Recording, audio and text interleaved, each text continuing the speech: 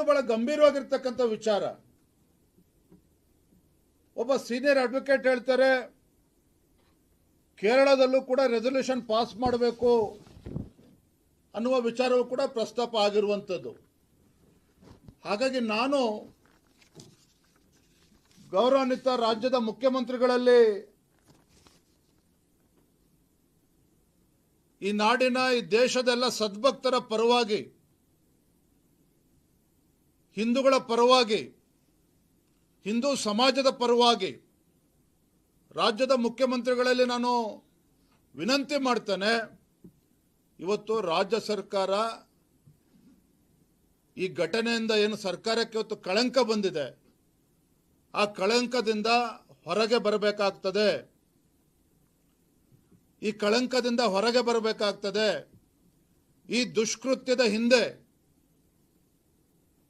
ಯಾರೋ ಅಲ್ಲೊಬ್ರು ಇಲ್ಲೊಬ್ರು ಏನೋ ಅರೆಸ್ಟ್ ಆಗಿರ್ತಕ್ಕಂಥದ್ದು ಒಂದು ಭಾಗ ಆದರೆ, ಯಾವ ಯಾವ ಸಂಘಟನೆಗಳು, ವ್ಯಕ್ತಿಗಳು, ದುಷ್ಟಶಕ್ತಿಗಳು ಇದರಿಂದ ಕೆಲಸ ಮಾಡ್ತಾ ಇದೆ, ಇದ್ರ ಬಗ್ಗೆ ಸರಿಯಾದ ರೀತಿಯಲ್ಲಿ ತನಿಖೆ ಇವತ್ತು ಆಗಬೇಕಾಗಿದೆ. ಇವತ್ತೇನು ಧರ್ಮಸ್ಥಳದ ವಿಚಾರದಲ್ಲಿ ಕೆಲವು ದುಷ್ಟಶಕ್ತಿಗಳು ಇವತ್ತು ಅಪಪ್ರಚಾರ ಮಾಡ್ತಾ ಇದ್ದಾರೆ. ಇವತ್ತು ಧರ್ಮಸ್ಥಳ ಮುಗಿದ್ಮೇಲೆ ನಾಳೆ ಇನ್ನೊಂದು ಹಿಂದೂ ದೇವಾಲಯದ ಬಗ್ಗೆನೂ ಕೂಡ ಇದೇ ರೀತಿ ಷಡ್ಯಂತ್ರಗಳು ನಡೀಬಹುದು. ಹಾಗಾಗಿ ಸರಿಯಾದ ರೀತಿಯಲ್ಲಿ ಇವತ್ತು ತನಿಖೆ ಇದು ಆಗಬೇಕಾಗ್ತದೆ. ಹಾಗಾಗಿ ನಾವು ರಾಜ್ಯ ಸರ್ಕಾರಕ್ಕೆ, ಕಾಂಗ್ರೆಸ್ ಸರ್ಕಾರಕ್ಕೆ, ಮಾನ್ಯ ಮುಖ್ಯಮಂತ್ರಿಗಳಲ್ಲಿ ಆಗ್ರಹ ಮಾಡ್ತಾ ಇದ್ದೇವೆ. ಯಾವ ಆತುರವನ್ನ SIT ಘಟನೆ ಮಾಡುವ ಸಂದರ್ಭದಲ್ಲಿ ಮಾಡಿದ್ದೀರಿ, ಅದೇ ಆತುರದಿಂದ ಅಂದರೆ ವಿತೌಟ್ ಎನಿ ಫರ್ದರ್ ಡಿಲೇ ಇವತ್ತು ರಾಜ್ಯ ಸರ್ಕಾರ ಸಂಪೂರ್ಣ ತನಿಖೆ ನಿಷ್ಪಕ್ಷಪಾತವಾಗಿ ನಡೀಬೇಕು. ಕೋಟ್ಯಾಂತರ ಭಕ್ತರಲ್ಲಿ ಇವತ್ತು ನಂಬಿಕೆ ಬರೋ ರೀತಿಯಲ್ಲಿ ತನಿಖೆ ಆಗಬೇಕು ಅಂತ ಹೇಳಿದ್ರೆ ಈ ತನಿಖೆ NIAಗೆ ಕೊಡಬೇಕು ಅಂತೇಳಿ ಮಾನ್ಯ ಮುಖ್ಯಮಂತ್ರಿಗಳನ್ನ ನಾನು ಆಗ್ರಹ ಮಾಡ್ತಾ ಇದ್ದೇನೆ. ಅದು ಮಾಡೋದ್ರಿಂದ ರಾಜ್ಯದ ಜನತೆಗೆ ಮತ್ತು ಭಕ್ತರಿಗೆ ಸರ್ಕಾರದ ಬಗ್ಗೆ ವಿಶ್ವಾಸನೂ ಬರ್ತದೆ.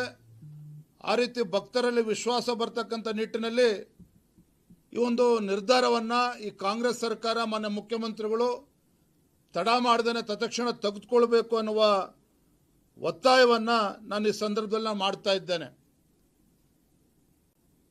ಹಾಗಾಗಿ ಇದೇ ಒಂದು ಆಗ್ರಹವನ್ನು ಇಟ್ಕೊಂಡು ಸೆಪ್ಟೆಂಬರ್ 1ನೇ ತಾರೀಕು ಸೋಮವಾರ ಧರ್ಮಸ್ಥಳ ಚಲೋಗೆ ಇವತ್ತು ನಾವು ಕರೆಯನ್ನ ನೀಡ್ತಾ ಇದ್ದೇವೆ. ರಾಜ್ಯದ ಎಲ್ಲ ಸಮಸ್ತ ಹಿಂದೂ ಸಮಾಜಕ್ಕೆ ಈ ಮೂಲಕ ನಾನು ವಿನಂತಿಯನ್ನು ಕೂಡ ಮಾಡ್ತಾ ಇದ್ದೇನೆ. ಧರ್ಮಸ್ಥಳ ಚಲೋ ಯಾವ ಸರ್ಕಾರದ ನಡವಳಿಕೆಯಿಂದ ಇವತ್ತು ಹಿಂದೂ ಭಾವನೆಗಳಿಗೆ ಧಕ್ಕೆ ಬಂದಿದೆ, ಈ ಸರ್ಕಾರಕ್ಕೆ ಕಿವಿ ಹಿಂಡ್ತಕ್ಕಂಥ ಕೆಲಸ ಆಗಬೇಕು. ಈ ಸರ್ಕಾರ ತತ್ಕ್ಷಣ ಇದನ್ನು ತನಿಖೆಗೆ NIA ಕೊಡಬೇಕು ಅನ್ನೋ ಆಗ್ರಹವನ್ನು ಇಟ್ಕೊಂಡು ಧರ್ಮಸ್ಥಳ ಚಲೋಗೆ ಇವತ್ತು ಕರೆಯನ್ನು ಕೊಡ್ತಾ ಇದ್ದೇವೆ. ಸೆಪ್ಟೆಂಬರ್ 1ನೇ ತಾರೀಕು ಧರ್ಮಸ್ಥಳದಲ್ಲಿ ಒಂದು ಬೃಹತ್ ಸಮಾವೇಶವನ್ನು ಕೂಡ ನಾವು ಆಯೋಜನೆ ಮಾಡ್ತಾ ಇದ್ದೇವೆ. ರಾಜ್ಯದ ಪ್ರತಿಯೊಂದು ವಿಧಾನಸಭಾ ಕ್ಷೇತ್ರದಿಂದ, ಎಲ್ಲ ವಿಧಾನಸಭಾ ಕ್ಷೇತ್ರ, ಎಲ್ಲ ಜಿಲ್ಲೆಗಳಿಂದ ದೊಡ್ಡ ಸಂಖ್ಯೆಯಲ್ಲಿ ಧರ್ಮಸ್ಥಳ ಚಲೋಗೆ ಬರ್ತಾರೆ. ಅವತ್ತು ಸೆಪ್ಟೆಂಬರ್ 1ನೇ ತಾರೀಕು ಲಕ್ಷ ಸಂಖ್ಯೆಯಲ್ಲಿ ಅವತ್ತು ಧರ್ಮಸ್ಥಳಕ್ಕೆ ಬಂದು ಈ ಒಂದು ನಮ್ಮ ಧರ್ಮಸ್ಥಳ ಚಲೋಗೆ ಬೆಂಬಲವನ್ನು ನೀಡ್ತಾರೆ ಅನ್ನುವ ಸಂಪೂರ್ಣ ವಿಶ್ವಾಸ ನಮಗಿದೆ. ಧರ್ಮಸ್ಥಳಕ್ಕೆ ಹೊರತಕ್ಕಂಥ ಸಂದರ್ಭದಲ್ಲಿ ನಮ್ಮೆಲ್ಲ ಹಿಂದೂ ಸಮಾಜಕ್ಕೆ ನಾನು ವಿನಂತಿಯನ್ನು ಮಾಡ್ತೇನೆ. ಅಂದು ಅಂದರೆ 1ನೇ ತಾರೀಕು ಧರ್ಮಸ್ಥಳಕ್ಕೆ ಹೊರಡುವ ದಿನ ಬೆಳಗ್ಗೆ ನಮ್ಮ ನಗರದಲ್ಲಿ, ನಮ್ಮ ಗ್ರಾಮದಲ್ಲಿ ದೇವಸ್ಥಾನಕ್ಕೆ ತೆರಳಿ ಪೂಜೆಯನ್ನು ಸಲ್ಲಿಸಿ, ನಮ್ಮ ನಗರದಲ್ಲಿ ವಾಹನದ ಮೂಲಕ ಮೆರವಣಿಗೆಯನ್ನು ಮುಗಿಸ್ಕೊಂಡು ಧರ್ಮಸ್ಥಳಕ್ಕೆ ಆಗಮಿಸಬೇಕು. ಮಧ್ಯಾಹ್ನ ಅಂದರೆ ಸೆಪ್ಟೆಂಬರ್ 1ನೇ ತಾರೀಕು ಮಧ್ಯಾಹ್ನ 2 ಗಂಟೆಗೆ ಧರ್ಮಸ್ಥಳದಲ್ಲಿ ಈ ಧರ್ಮ ಜಾಗೃತಿಯನ್ನು ಮೂಡಿಸ್ತಕ್ಕಂಥ, ಸರ್ಕಾರಕ್ಕೆ ಎಚ್ಚರಿಕೆ ನೀಡ್ತಕ್ಕಂಥ, ರಾಜ್ಯ ಸರ್ಕಾರಕ್ಕೆ ಒತ್ತಾಯ ಮಾಡ್ತಕ್ಕಂಥ ನಿಟ್ಟಿನಲ್ಲಿ ಈ ಬೃಹತ್ ಸಮಾವೇಶವನ್ನು ನಾವು ಆಯೋಜನೆ ಮಾಡಿದ್ದೇವೆ. ನಾನು ಮತ್ತೊಮ್ಮೆ ವಿನಂತಿ ಮಾಡ್ತೇನೆ, ಇದು ಪಕ್ಷಾತೀತವಾಗಿ, ಜಾತ್ಯತೀತವಾಗಿ ಎಲ್ಲ ನಮ್ಮ ಹಿಂದೂ ಸಮಾಜ ಇದಕ್ಕೆ ಕೈ ಜೋಡಿಸ್ಬೇಕು ಅಂತೇಳಿ ಮತ್ತೊಮ್ಮೆ ವಿನಂತಿ ಮಾಡ್ತೇನೆ. ನಮ್ಮ ತಾಯಂದಿರು, ಯುವಕರು ದೊಡ್ಡ ಸಂಖ್ಯೆಯಲ್ಲಿ ಬರಬೇಕು ಅಂತೇಳಿ ನಾನು ಈ ಸಂದರ್ಭದಲ್ಲಿ ಮತ್ತೊಮ್ಮೆ ನಾನು ವಿನಂತಿಯನ್ನು ನಾನು ಮಾಡ್ತಾ ಇದ್ದೇನೆ. ಇದನ್ನು ರಾಜಕೀಯವಾಗಿ ಬಳಸ್ತಾ ಇದೆಯಾ ಭಾರತೀಯ ಜನತಾ ಪಾರ್ಟಿ?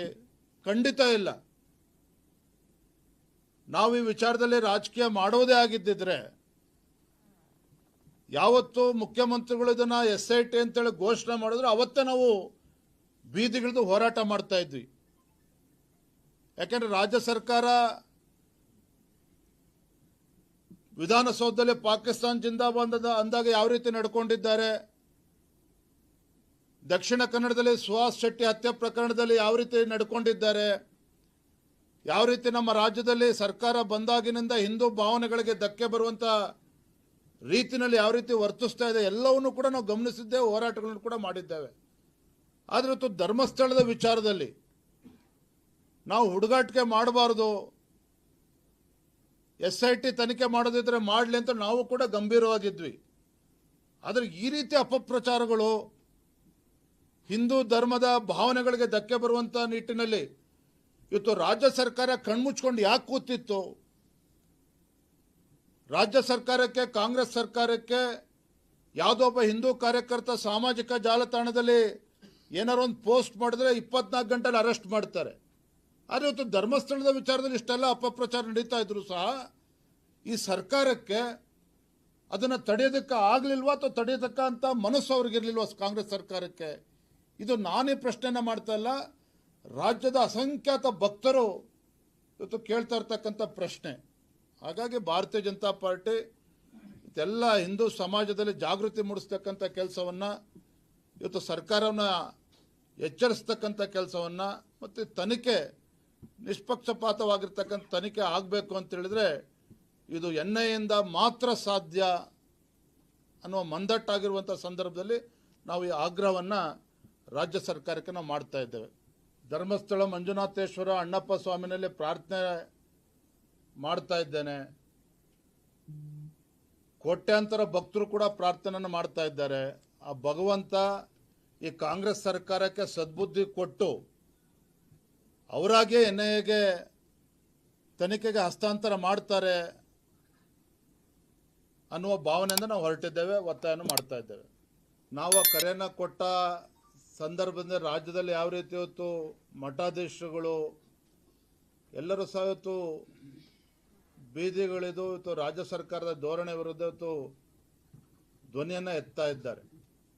ಧರ್ಮಸ್ಥಳ ಚಲೋ ಹೇಳಿದ್ನಲ್ಲ, ಇದೊಂದು ಹಿಂದೂ ಧರ್ಮವನ್ನು ಒಗ್ಗೂಡಿಸ್ತಕ್ಕಂಥ, ಹಿಂದೂ ಧರ್ಮದಲ್ಲಿ ಜಾಗೃತಿ ಮೂಡಿಸ್ತಕ್ಕಂಥ, ಹಿಂದೂ ಧರ್ಮದ ಏನು ಭಾವನೆಗಳಿಗೆ ಧಕ್ಕೆ ತರುವಂಥ ಸರ್ಕಾರದ ನಿರ್ಧಾರವನ್ನು ಖಂಡಿಸ್ತಾ ನಾವು ಇದನ್ನು ಹೋರಾಟವನ್ನು ಈ ಧರ್ಮಸ್ಥಳ ಚಲೋ ನಾವು ಕರೆಯನ್ನು ಕೊಟ್ಟಿರ್ತಕ್ಕಂಥದ್ದು. ಯಾರು ಬೇಕಾದರೂ ಕೂಡ ಭಾಗವಹಿಸ್ಬೋದು.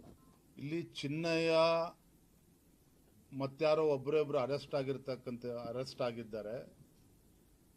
It is just a tip of the iceberg ಅಷ್ಟೇ. ಯಾರೋ ಒಬ್ಬರಿಬ್ರು ಚಿನ್ನಯ್ಯ ಪೊನ್ನಯ್ಯ ಇದ್ದು ಇದನ್ನೆಲ್ಲ ಮಾಡೋದಕ್ಕೆ ಸಾಧ್ಯ ಇಲ್ಲ. ಬಹಳ ದೊಡ್ಡ ದುಷ್ಟಶಕ್ತಿಗಳು ಇದರಿಂದ ಅಡಗಿದ್ದಾರೆ. ಅವೆಲ್ಲವೂ ಕೂಡ ಬಯಲಾಗಬೇಕಾಗ್ತದೆ. ಈ ಥರ ಘಟನೆ ಮತ್ತೆ ನಮ್ಮ ರಾಜ್ಯದಲ್ಲಿ ಪುನರಾವರ್ತನೆ ಆಗಬಾರ್ದು. ಹಾಗಾಗಿ ಯಾವುದೋ ಒಬ್ಬರಿಬ್ಬರಿಗೆ ಸೀಮಿತವಾಗಿರ್ತಕ್ಕಂಥದ್ದೆಲ್ಲ ಬಹಳ ದೊಡ್ಡ ಷಡ್ಯಂತ್ರ ಇದೆ. ಹಾಗಾಗಿನೇ ಕೆಲವು ಅಡ್ವೊಕೇಟ್ಸ್ಗಳು ಇವತ್ತು ಕೇರಳದಲ್ಲಿ ಅಲ್ಲಿ ಅಸೆಂಬ್ಲಿನಲ್ಲಿ ರೆಸೊಲ್ಯೂಷನ್ ಪಾಸ್ ಆಗಬೇಕು ಅಂತ ಒತ್ತಾಯ ಮಾಡಿದ್ರು. ಆಮೇಲೆ the way this propaganda has been carried out in the national and international media, ಯಾವುದೋ ದೇಶದಲ್ಲಿ ಕೂತಿರ್ತಕ್ಕಂಥವನು ಕೂಡ ಇದ್ರ ಬಗ್ಗೆ ಅಪಪ್ರಚಾರ ಮಾಡ್ತಾರೆ ಅಂತ ಹೇಳಿದ್ರೆ ಇದು ಖಂಡಿತ ರಾಷ್ಟ್ರ ಮಟ್ಟದಲ್ಲಿ ಅಂತಾರಾಷ್ಟ್ರೀಯ ಮಟ್ಟದಲ್ಲೂ ಕೂಡ ಏನೋ ಷಡ್ಯಂತ್ರ ನಡೆದಿದೆ ಅನ್ನೋ ಚರ್ಚೆ ಸಾಕಷ್ಟು ನಡೀತಾ ಇದೆ.